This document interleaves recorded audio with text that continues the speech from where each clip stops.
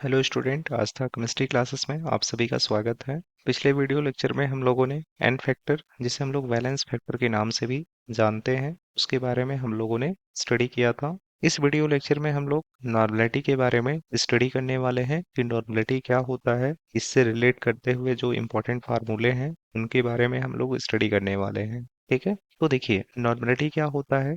मान लेते हैं हमारे पास 1 लीटर का ये सॉल्यूशंस है। 1 लीटर का सॉल्यूशंस है। अब इस 1 लीटर के सॉल्यूशंस में जितने भी number of gram equivalent number of gram equivalent of solute present है, तो इस 1 लीटर के सॉल्यूशंस में जितने भी number of gram of equivalent solute present है, वही इस सॉल्यूशंस की नॉर्मलिटी कहलाती है। ठीक है, तो 1 लीटर के सॉल्यूशंस में जितने भी number of gram equivalent of solute present होते हैं, वही उसकी नॉर्मलिटी कहलाती है। यही इसका डिफिनेशंस है। ठीक है, तो नॉर्मलिटी क्या होती है? Normality is defined as a number of gram equivalent of solute dissolve in 1 litre of solutions. Means 1 litre के सॉल्यूशंस में जितने भी number of gram equivalent of solute present हैं, वही उसकी नॉर्मलिटी कहलाएगी। तो नॉर्मलिटी इक्वल टू होता है नॉर्मलिटी, जिसे हम लोग कैपिटल एन से रिप्रेजेंट करते हैं।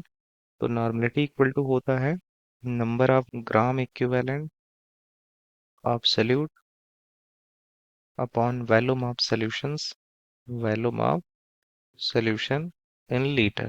ठीक है, ये फार्मूला होता है। अब देखिए number of gram equivalent of solute कैसे निकालते हैं।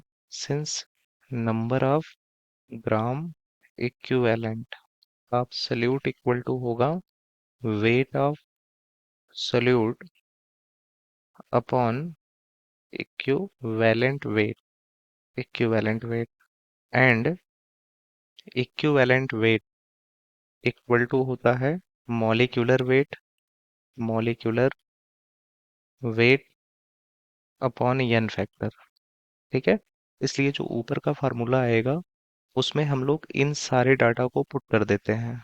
ये जो डाटा है इनको पुट कर देते हैं, तो ये हो जाएगा normality N equal to number of gram equivalent of solute की जगह पे वेट ऑफ सॉल्यूट रखेंगे अपॉन इक्विवेलेंट वेट रखेंगे, और इक्विवेलेंट वेट की जगह पे molecular weight upon N factor रखेंगे, तो ये आ जाएगा weight of solute upon equivalent weight की जगह पर हम लोग molecular weight upon N factor लिख सकते हैं। तो ये हो जाएगा मॉलिक्यूलर वेट, और जो एन फैक्टर यहाँ नीचे आएगा वो ऊपर चला जाएगा, मीन्स यहाँ पर एन फैक्टर हो जाएगा upon volume of solutions, volume of solutions. ठीक है, अगर ये लीटर में है तो यहाँ 1000 से मल्टीप्लाई करने की ज़रूरत नहीं है। अगर ये ml में है तो ऊपर आपको 1000 से मल्टीप्लाई करना पड़ेगा।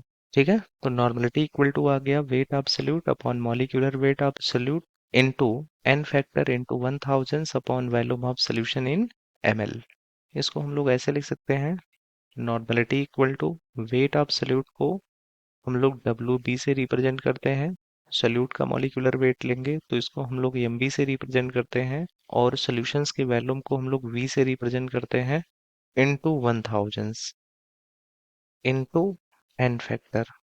तो ये जो पूरा पार्ट होता है weight absolute upon molecular weight absolute into volume और यहाँ इनटू 1000, तो ये पूरा जो डाटा है ये मोलरिटी को रिप्रेजेंट करता है। तो यहाँ पर होगा normality n equal to molarity m into n factor, या इसी को हम लोग ऐसे लिख सकते हैं normality equal to n factor into molarity. ये बहुत ही इंपॉर्टेंट फार्मूला है, आगे ये यूज होने वाला है। ठीक है, तो इसको आप याद रखिएगा, इंपॉर्टेंट फार्मूला है। तो ये नॉर्मलिटी और मोलरिटी के बीच रिलेशंस है। एन फैक्टर कैसे निकालते हैं इसको हम लोग पिछले वीडियो लेक्चर में पढ़े थे, तो वहां जा करके आप इसको देख सकते हैं। अब यहाँ कुछ नोट पॉइंट है। नोट पॉइंट क्या है? इक्विवेलेंट वेट के बारे में। तो देखिए इक्विवेलेंट वेट जो होता है वह होता है molecular weight upon number of electrons loss or gain by one molecule, by one molecules. तो किसी मॉलिक्यूल्स के द्वारा जितने भी नंबर ऑफ इलेक्ट्रॉन लॉस हुए या गेन हुए, वही उसका एन फैक्टर कहलाता है। तो इसी चीज को हम लोग ऐसे भी लिख सकते हैं, equivalent weight equal to molecular weight upon N factor. तो ये हो जाएगा इक्विवेलेंट वेट निकालने का तरीका। ठीक, नेक्स्ट वीडियो लेक्चर में हम लोग इक्विवेलेंट वेट से रिलेट करते हुए प्रॉब्लम को सॉल्व करने वाले हैं। तो इन दोनों फार्मूलों को आप याद रखिएगा, साथ ही साथ ये नॉर्मलिटी वाले फार्मूले को भी आप याद रखिएगा, आगे चल करके इसका यूज होने वाला है। ठीक है, सो थैंक यू।